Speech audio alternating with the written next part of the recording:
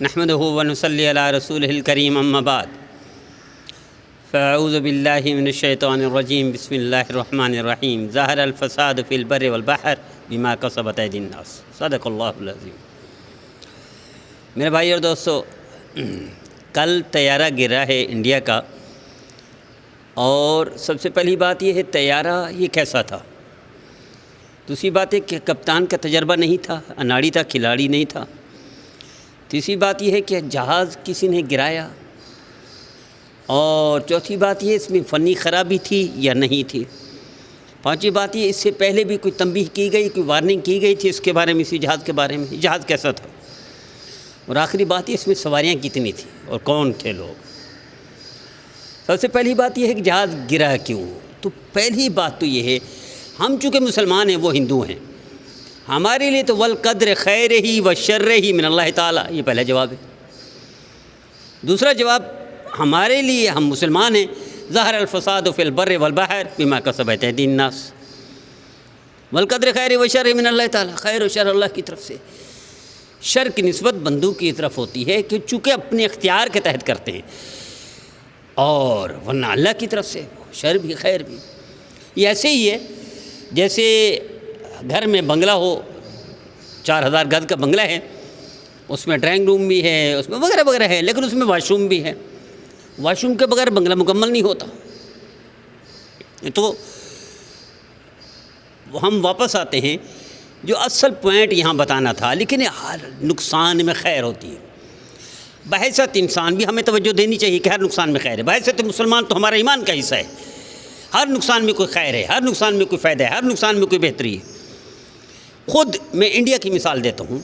India کے ایک کھلاڑی، ایتھلیٹ، اسپورٹس مین، اس نے کتاب لکھی، اس میں اپنا واقعہ لکھا ہے کہ ہم انڈیا سے مایوس ہو گئے کہ مسلمانوں کے ساتھ ایسا ایسا ایسا ہو رہا ہے، اور ہم نے نیو یارک امریکہ جانے کا ارادہ کیا۔ وہاں میری خالہ رہتی تھی، تو ہم یہ حیدرآباد کی فیملی ہے، حیدرآباد دکن انڈیا، تو کہنے گئے ہم نے سب کچھ طے کر دیا، یہاں سب کچھ بیچ دیا، وہاں طے کر دیا، وہاں جانا ہے۔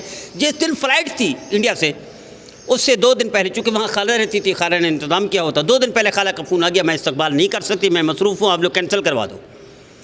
کہنے لگا وہ 2 دن، یہ انڈیا کا کھلاڑی لکھ رہا ہے، کتاب لکھی ہے، یقیناً صاحب علم، صاحب مطالعہ حضرات جانتے ہوں گے اس واقعے کو، تو میں صرف توجہ دلاتا ہوں کہ ہر چیز میں خیر ہوتی ہے، ہر نقصان میں خیر ہے، ہر رزق میں بہتری ہے۔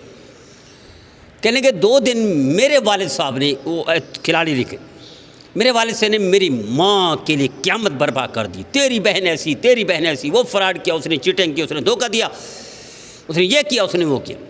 کہتے طیارہ چلا گیا، 2 دن کے بعد طیارہ نے جانا تھا، ٹیک آف کرنا تھا۔ امریکہ پہنچ کر اس کو حادثے کا شکار ہو گیا، اور ابتدائی زیادہ حادثہ ہوا کہ اگر ہم جاتے تو ہماری سیٹیں بھی ابتدا میں تھی، ہم سارے ختم ہو جاتے، پوری فیملی برباد ہو جاتی۔ کہ اس کے بعد آنکھیں کھلی میرے والد صاحب کی، تب جا کر وہ سارے طیارے کا پتہ چلا۔ جب حادثہ ہو گیا تو میرے والد صاحب نے کہا سلام کرتا ہوں تمہاری بہن کو۔ کہنے کہ 2 دن گالیاں دیتے رہے میری ماں کو کہ تیری بہن نے فراڈ کیا، چیٹنگ کی، دھوکہ کیا، بے وفائی کی۔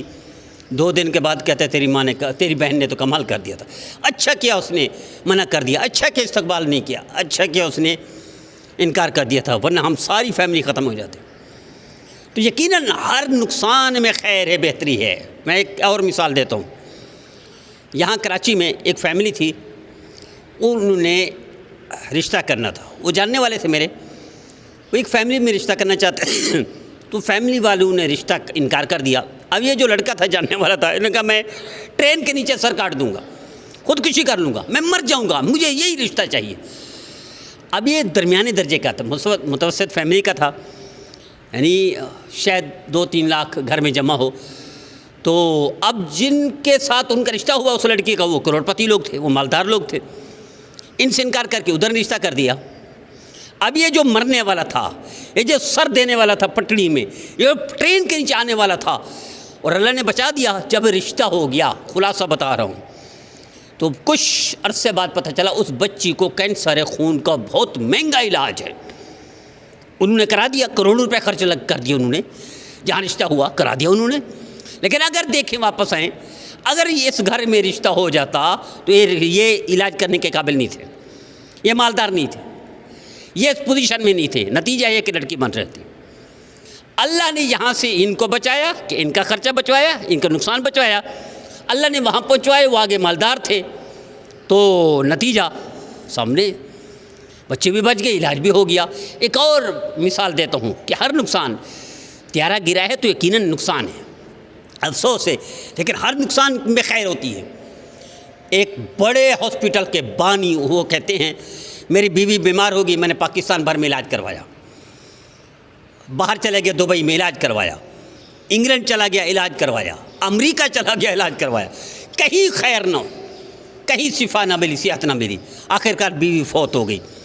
کہ لیکن میں نے طے کر لیا کہ میری بیوی تو مر گئی، کسی اور کی بیوی، ماں، بہن، بیٹی اس طرح تکلیف میں نہ ہو۔ میں نے علاج کرنے کی ٹھان لی کہ مفت علاج کرواؤں گا، مفت ہسپتال بناؤں گا اور لوگوں کا علاج کروں گا۔ اگر کوئی غریب ہوتا اس طرح مر جاتا تو ہسپتال نہیں بنا سکتا تھا۔ تو اللہ کے ہر کام میں خیر اور حکمتیں ہوتی ہیں۔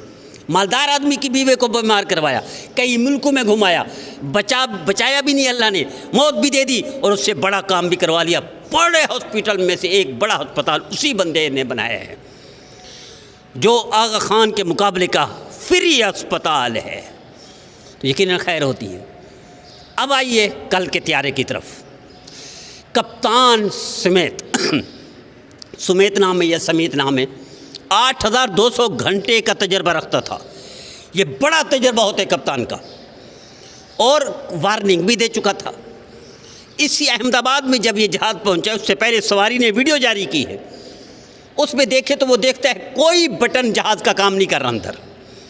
اگرچہ جہاز 787 یہ محفوظ ترین بوئنگ طیارہ ہوتا ہے، بڑے طیارے جس میں 242 سواریاں ہیں، اور اس میں 169 انڈین ہیں اور 53 انگلینڈ کے ہیں، 7 یا اس سے زیادہ پرتگال کے ہیں اور ایک کینیڈا کا ہے، ٹوٹل 242۔ اس میں ایک بندہ رمیش بچہ ہے جو 40 سال کا ہے، انڈین نژاد برطانوی شہری ہے جو برطانیہ جا رہا تھا، اور وہی بچہ ہے، باقی سارے اللہ کو پیارے ہو گئے، باقی سارے مر گئے۔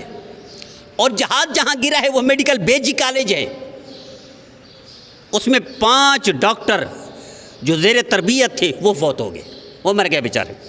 تو جہاز تو جدید تھا، جہاز تو محفوظ تھا، بلیک باکس سے رپورٹ بھی ملے گی، لیکن اس سے پہلے تھوڑی سی وارننگ دے چکا تھا، اس سے پہلے یہ معاملہ ہو چکا تھا، اس سواری کی ویڈیو بھی آ چکی تھی، ورنہ جہاز محفوظ تھا، اس میں کوئی شک نہیں، اس میں کوئی حرج نہیں۔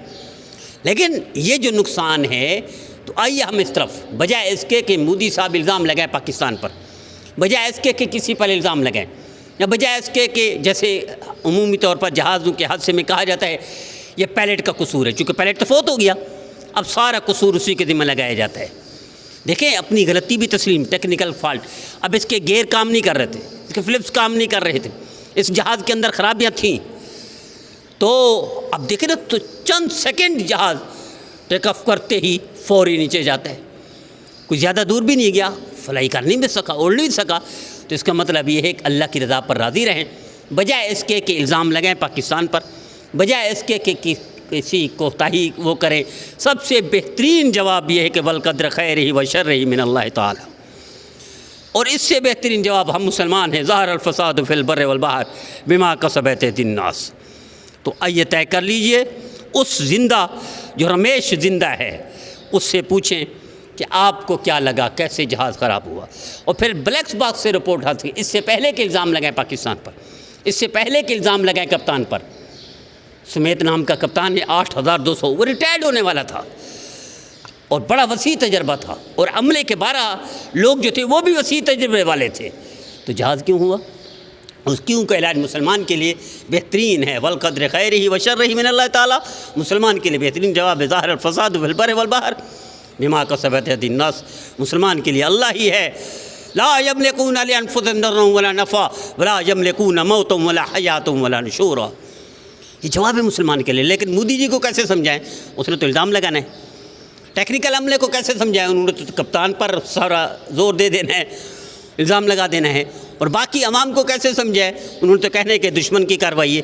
تو آئیے سر جھکا لیجیے اللہ کے آگے کہ سب کچھ اللہ کی طرف سے ہوتا ہے، اس میں کوئی نہ کوئی خیر ہوگی، بھلائی ہوگی، نقصان بہت بڑا ہے، دشمن وہ ایک پنجابی شاعر نے کہا تھا دشمن مرے تو خوشی نہ کریے سجنا بھی مر جانا. تو یقیناً انڈیا دشمن ہے پاکستان کا. ابھی کچھ عرصہ پہلے اس نے حملہ بھی کیا اور نقصان بھی کیا, پھر اس کو عبرتناک انجام بھی دیکھنا پڑ گیا, نتیجہ بھی دیکھنا پڑ گیا.